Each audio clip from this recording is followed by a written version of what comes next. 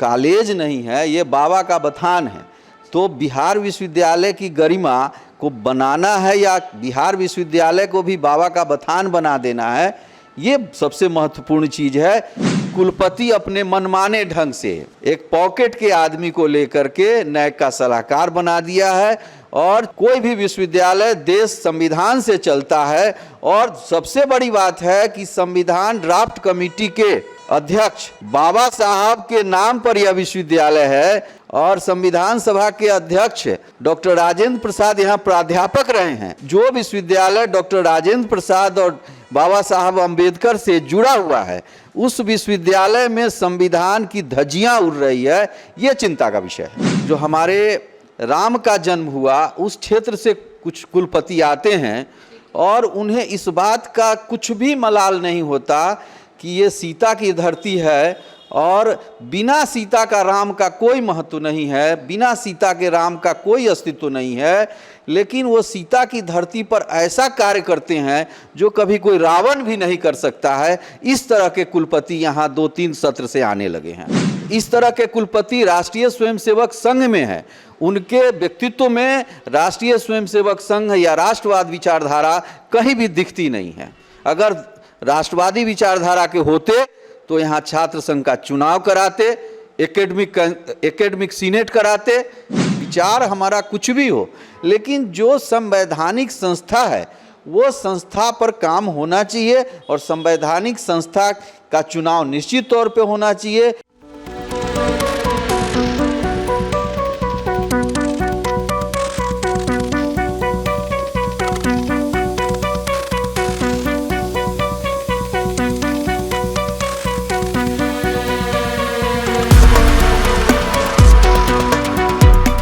नमस्कार, first look Bihar में मैं निशा श्री आप तमाम दर्शकों का स्वागत करती हूं। और आज हम आपके सामने जो सीनेट की मीटिंग हुई थी उसके संबंध में जो है वो आगे की जानकारी लेकर के उपस्थित हुए हैं। सीनेट की जो इस बार मीटिंग हुई उसमें मीडिया पर पूर्ण रूप से प्रतिबंध लगा हुआ था। बाद में प्रेस कॉन्फ्रेंस के लिए बुलाया गया था, लेकिन फिर उसमें जो है वो मीडिया वाले लोग पूरी तरह से जो है वो सम्मिलित नहीं हो पाए। तो जो खबर है वो बहुत सीमित रूप से जो है वो सामने आई।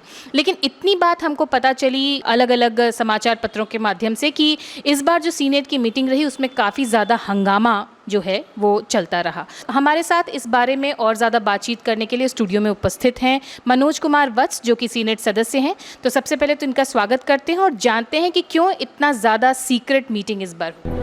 डी फार्मा स्टूडेंट्स, अब हो जाइए तैयार। आपके लिए है बहुत अच्छी खबर कि अब केवल डी फार्मा स्टूडेंट्स को ही मिलेगी फार्मासिस्ट की जॉब। तो ये कोर्स करने के लिए आपके पास है 2 choices. DPS group of institutions के किसी भी कॉलेज में एडमिशन लेकर के आप घर बैठे कर सकते हैं ऑफलाइन कोर्स, या फिर आप कर सकते हैं ऑनलाइन क्लासेस। और उससे भी अच्छी बात ये है कि डीपीएस ग्रुप के कॉलेजेस जो कि हैं इन 5 शहरों में, रांची, दुमका, देवघर, मुजफ्फरपुर और सीतामढ़ी, इन 5 शहरों के किसी भी कॉलेज में एडमिशन लेकर आप किसी और शहर में बैठ करके ये कोर्स कर सकते हैं। आपको कॉलेज के नाम और डिटेल्स मिल जाएंगे वीडियो स्क्रीन पर, और बाकी किसी जानकारी के लिए दिए गए नंबर पर कॉल करें। तो मुझे कमेंट सेक्शन में बताना ना भूलें कि आखिर आप किस शहर में एडमिशन ले रहे हैं। नमस्ते आपको भी, आपके सारे व्यूअर और दर्शकों को। हम लोग जो चर्चा कर रहे हैं वो बाबा साहब भीमराव अंबेडकर बिहार विश्वविद्यालय के सीनेट की बैठक की। आपका विषय है कि मीडिया को क्यों रोका गया। देखिए, बिहार विश्वविद्यालय की जो धरोहर है, ये परंपरा रही है कि मीडिया हमेशा पारदर्शिता को देते हैं। हम सब लोग जानते हैं कि लोकतंत्र के 4 स्तंभ हैं, कार्यपालिका, विधायिका, न्यायपालिका और पत्रकारिता। और आज के युग में जहां प्रिंट और इलेक्ट्रॉनिक मीडिया दोनों लोकतंत्र के 4थे स्तंभ हैं, उसको रोकना, और वो भी उस धरती पर जिस धरती पर डॉक्टर राजेंद्र प्रसाद यहाँ प्राध्यापक रहे हैं, रामधारी सिंह दिनकर यहाँ प्राध्यापक रहे हैं, और इस धरती पर मीडिया को रोकना वो बिहार की अस्मिता और तिरहुत की अस्मिता और राजेंद्र बाबू और दिनकर जैसे व्यक्तित्व के अस्तित्व पर सवाल खड़ा हो गया। जैसे आपने कहा धरोहर की बात और इसके जो पुराने इतिहास है, इतने गौरवमय इतिहास, उसके बारे में आपने चर्चा की, तो मैं एक बात अपने व्यक्तिगत रूप से भी बता दूं कि मैं यहाँ मूल रूप से यहाँ की विद्यार्थी नहीं रही हूँ। शुरुआती शिक्षा बाहर में हुई है, लेकिन एनसीईआरटी की जो भी हिंदी की किताबें होती थी उसमें जो भी लेखक का परिचय होता था उसमें ज़्यादातर लेखकों का नाम जो है वो एलएस कॉलेज से जुड़ा होता था। और एलएस कॉलेज के बारे में जब मैंने सुना और यहाँ पर आना हुआ मुजफ्फरपुर, तो मुझे लगता था कि क्या एलएस कॉलेज में एंट्री मिलती होगी या फिर टिकट लेकर के जाना पड़ता होगा, ये मेरा मानना था। लेकिन आज हम देखते हैं कि जो यहाँ के विद्यार्थी हैं उनके मन में उस तरह का जो क्रेज़ है एलएस कॉलेज के लिए नहीं है। ये धरोहर कॉलेज जिसकी पहचान बाहर वाले लोग इस रूप में देखते हैं, यहाँ के छात्रों में उसके लिए क्रेज़ इतना कम क्यों हो गया, क्या कारण? देखिए, किसी भी महाविद्यालय का क्रेज उसके पठन पाठन, उसके इकोसिस्टम और शिक्षा का जो वातावरण है उससे क्रेज बनता है। और मुझे लगता है जब हम लोग विद्यार्थी थे 90 के दशक में, तो वास्तव में लंगट सिंह महाविद्यालय में नामांकन के लिए एक सभी विद्यार्थियों की इच्छा आकांक्षा रहती थी। आज जो आभा मंडल इसका कम हुआ है, इसके पीछे अगर कोई कारण है तो विश्वविद्यालय प्रशासन है। विश्वविद्यालय प्रशासन, जो लोग भी यहाँ कुलपति बन के आते रहे हैं, उनको सिर्फ और सिर्फ ये रहता है कि मुझे 3 साल किसी तरह से समय को बिता लेना है और फिर यहाँ से चले जाना है। और मुझे लगता है जैसे हम लोग जिस विचार परिवार से आते हैं, हम सब लोग जानते हैं कि जो तिरहुत का यह क्षेत्र है वो जनतंत्र की जननी है, गणतंत्र की जननी है और माता सीता की प्रकाट्य भूमि है। लेकिन ये 2-3 सत्रों से जो हमारे राम का जन्म हुआ उस क्षेत्र से कुछ कुलपति आते हैं और उन्हें इस बात का कुछ भी मलाल नहीं होता कि ये सीता की धरती है और बिना सीता का राम का कोई महत्व नहीं है, बिना सीता के राम का कोई अस्तित्व नहीं है। लेकिन वो सीता की धरती पर ऐसा कार्य करते हैं जो कभी कोई रावण भी नहीं कर सकता है। इस तरह के कुलपति यहाँ 2-3 सत्र से आने लगे हैं। आप सीधे सीधे रूप से इतना बड़ा आरोप लगा रहे हैं, लेकिन अगर मैं आपकी पृष्ठभूमि जानूं और अगर जो हमारे अभी वीसी हैं उनकी पृष्ठभूमि देखूं, तो दोनों का कहीं ना कहीं संघ से जुड़ाव है, एबीवीपी से जुड़ाव रहा है। तब फिर ये मतभेद अगर आप शो कर रहे हैं मीडिया के सामने, आखिर इसकी वजह क्या? देखिए, हम लोग संघ के स्वयंसेवक रहे हैं और विद्यार्थी परिषद के कार्यकर्ता रहे हैं। हमारे एक परम पूज्य सरसंघ चालक हुए हैं, परम पूज्य सुदर्शन जी। बार की एक बैठक में उन्होंने स्पष्ट तौर पे कहा था कि 2 तरह के स्वयंसेवक होते हैं, एक संघ में होते हैं, एक के अंदर में संघ होता है। तो इस तरह के कुलपति राष्ट्रीय स्वयंसेवक संघ में है, उनके व्यक्तित्व में राष्ट्रीय स्वयंसेवक संघ या राष्ट्रवाद विचारधारा कहीं भी दिखती नहीं है। अगर राष्ट्रवादी विचारधारा के होते तो यहाँ छात्र संघ का चुनाव कराते, एकेडमिक सीनेट कराते। अभी उनके प्रोफाइल में लिखा है कि 170 शोध पत्र उनके द्वारा दिए गए हैं, राष्ट्रीय अंतर्राष्ट्रीय जर्नल में छपे हैं और 2 वर्ष हो गए, तीसरे वर्ष में हम लोग प्रवेश कर गए हैं। लेकिन प्रावधान है विश्वविद्यालय का में प्रावधान है कि 2 बार सीनेट की बैठक होगी, एक सामान्य सीनेट की बैठक होगी जिसमें बजट पारित किया जाएगा और दूसरे सीनेट में एकेडमिक सीनेट होगी जिसमें शैक्षणिक वातावरण पर चर्चा होगी। लेकिन इन्होंने उस संदर्भ में ऐसा दुस्साहस किया कि कोई एकेडमिक सीनेट इन्होंने नहीं कराया। तो हम कैसे मान लें कि इनके अंदर में संघ है? मैं समझता हूं ये संघ में है, लेकिन इनके व्यक्तित्व में कहीं राष्ट्रीय स्वयंसेवक संघ और संघ विचार परिवार नहीं है। आपने छात्रों के मुद्दे को उठाया, एकेडमिक जो संघ है, जो सीनेट है, उसकी बात आपने कही। आए दिन हम देखते हैं कि छात्र भी जो है वो धरने पर बैठे रहते हैं। इस बार भी जिस दिन सीनेट की बैठक हो रही थी उस दिन भी छात्र धरने पर बैठे हुए थे।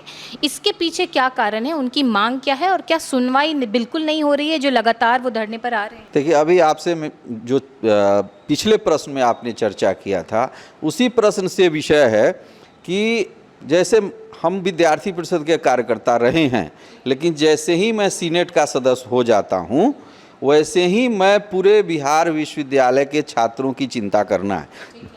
वैसे ही कुलपति जब वो कुलपति हो जाते हैं, माननीय कुलपति हो जाते हैं, तो न सिर्फ राष्ट्रवादी विचारधारा के कुलपति होते हैं, बल्कि सभी छात्र शिक्षक मतलब पूर्णतः विश्वविद्यालय के शैक्षणिक परिवार के वो अभिभावक होते हैं।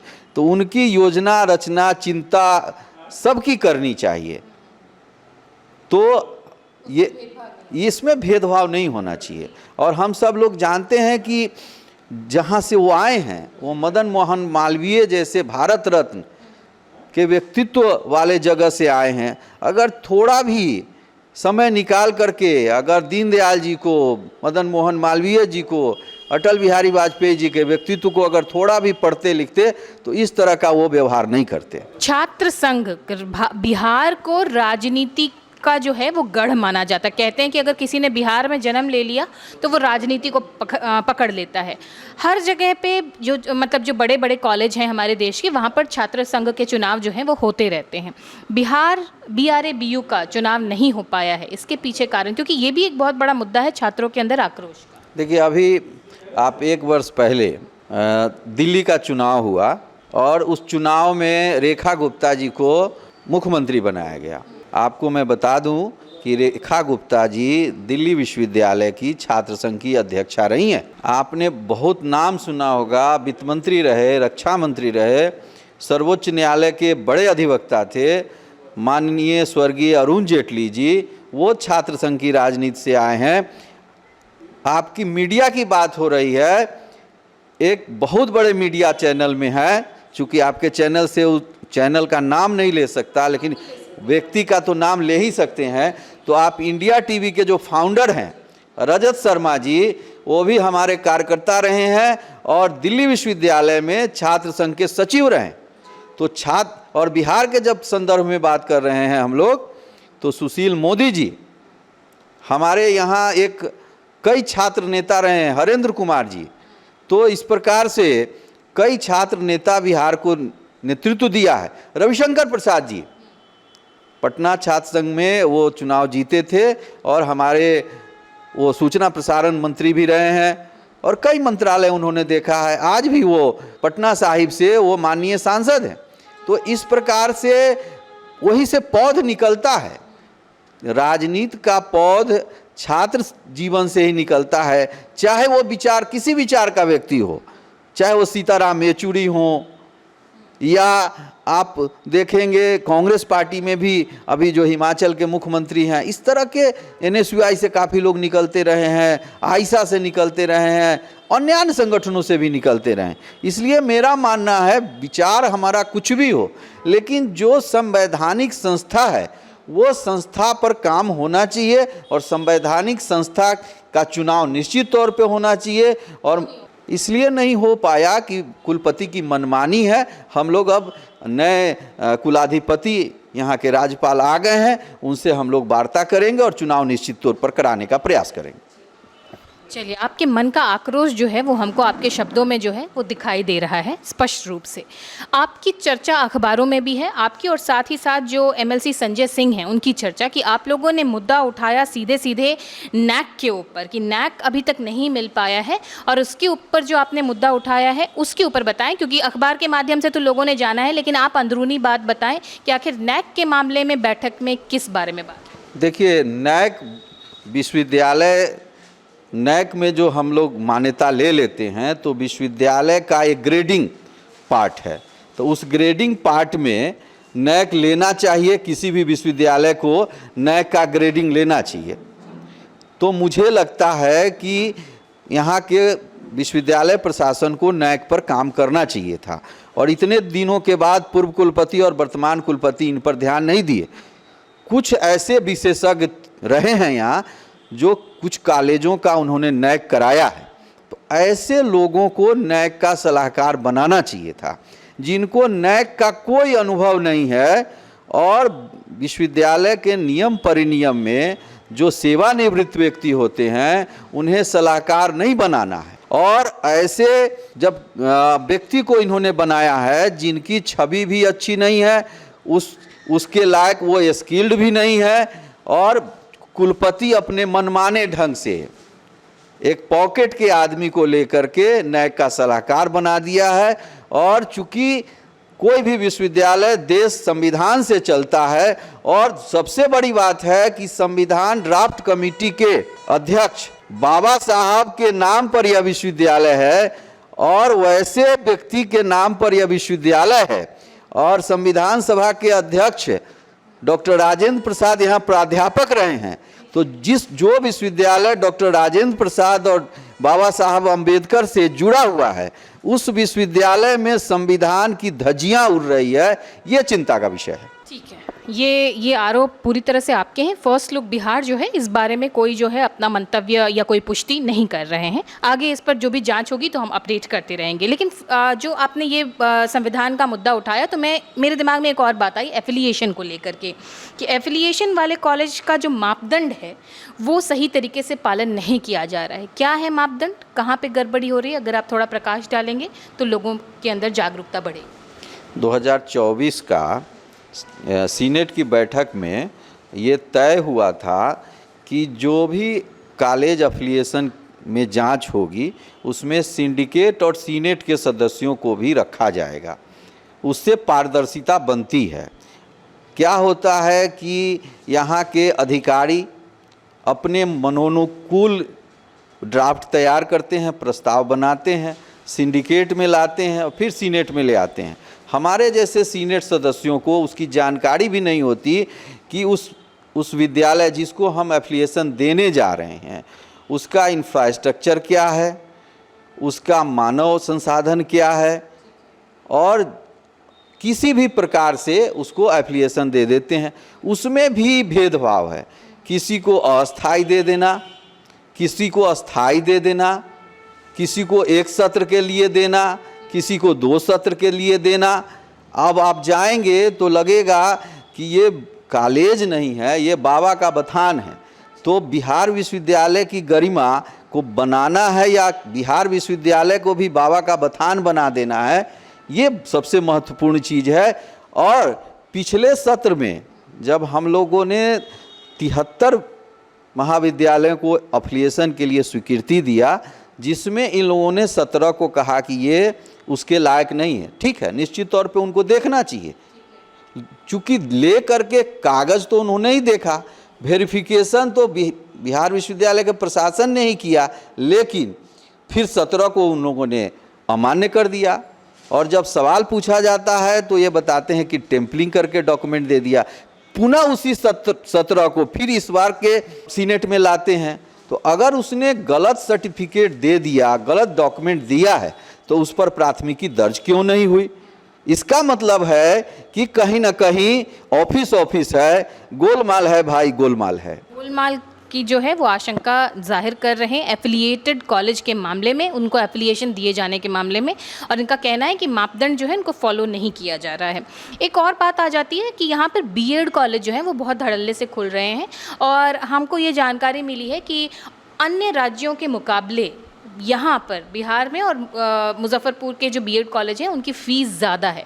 इस पर आपका क्या कहना है? देखिए, बीएड कॉलेज का जो प्रैक्टिकल इशूज है उसमें 20 से 25% बीएड कॉलेज में बच्चे को पढ़ाया जाता है। शेष बीएड कॉलेज में नॉन अटेंडिंग है। कुछ अच्छे भी बीएड कॉलेज हैं, इसमें कोई दो राय नहीं है। उसका प्रतिशत 25 नहीं 30 भी हो सकता है, 40 भी हो सकता है।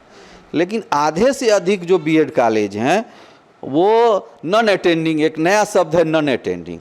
वो कहीं टेम्पू चला रहे हैं, कोई किराना दुकान चला रहे हैं, या कोई अपना किसी तरह का दूसरे व्यवसाय में है, और वो फॉर्म भरे, परीक्षा दिया और पास कर गए। तो इस पर भी विश्वविद्यालय का कोई अंकुश नहीं है। जितने भी स्किल की पढ़ाई हम लोग कराते हैं, चाहे एफिलिएशन हम लोगों ने दिया है, ऐसे छात्रों का बायोमेट्रिक होना चाहिए। अगर हम बायोमेट्रिक को लागू करते हैं तो किसी भी संस्था को अगर हमने दिया है एफिलिएशन, तो छात्रों का भी बायोमेट्रिक होना चाहिए। अगर बायोमेट्रिक होने लगेगा तो हमारा शैक्षणिक वातावरण बेहतर हो जाएगा। और फी का विषय है तो ये आपका आरोप बिल्कुल सही है कि उत्तर प्रदेश, हरियाणा, अन्य राज्यों में हमारे यहाँ से फ़ी कम है, इस पर हम लोग थोड़ा अध्ययन करके फिर अगले वक्तव्य में इस विषय को मैं रखूँगा।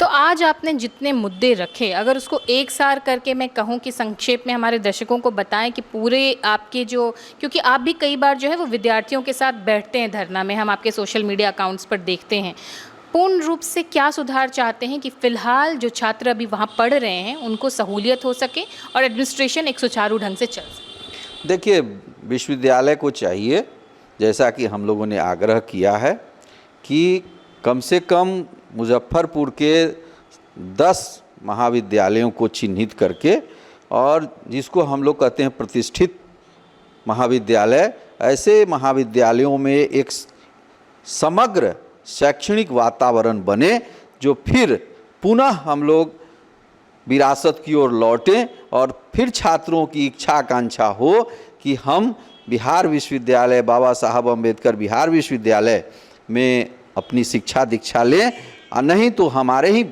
यहाँ के बच्चे दिल्ली चले जाते हैं, उत्तराखंड चले जाते हैं, और हमारा राजस्व की भी क्षति होती है और इससे हमारी वित्तीय स्थिति भी थोड़ी खराब होती है। और ये सारी जिम्मेवारी मैं तो आग्रह करूँगा मुजफ्फरपुर के प्रबुद्धजनों से, पूर्व सीनेट और सिंडिकेट के सदस्यों से और अन्य सामाजिक राजनीतिक कार्यकर्ताओं से कि बिहार विश्वविद्यालय का शैक्षणिक वातावरण कैसे वापस हो, इसकी योजना रचना चिंता हम समाज के सभी लोगों को करनी चाहिए। धन्यवाद। तो ये तमाम बातें मनोज कुमार वत्स जो कि सीनेट सदस्य हैं उन्होंने आपके सामने रखी, और उनकी अपेक्षा है कि जो धरोहर कॉलेज है हमारा एलएस कॉलेज या बाबा साहेब भीमराव अंबेडकर के नाम पर जो हमारा विश्वविद्यालय है, उसकी जो छवि है वो धूमिल ना हो किसी भी स्वार्थ या किसी भी राजनीतिक लाभ को या किसी भी पद के जो है वो नाजायज़ फ़ायदे को उठाते हुए। इन तमाम बातों को आपके सामने रखा। आपकी क्या प्रतिक्रिया है कमेंट बॉक्स में लिख करके हमें ज़रूर बताइएगा। फिलहाल के लिए इस चर्चा को यहीं पर देते हैं विराम। आप देख रहे थे फर्स्ट लुक बिहार। धन्यवाद।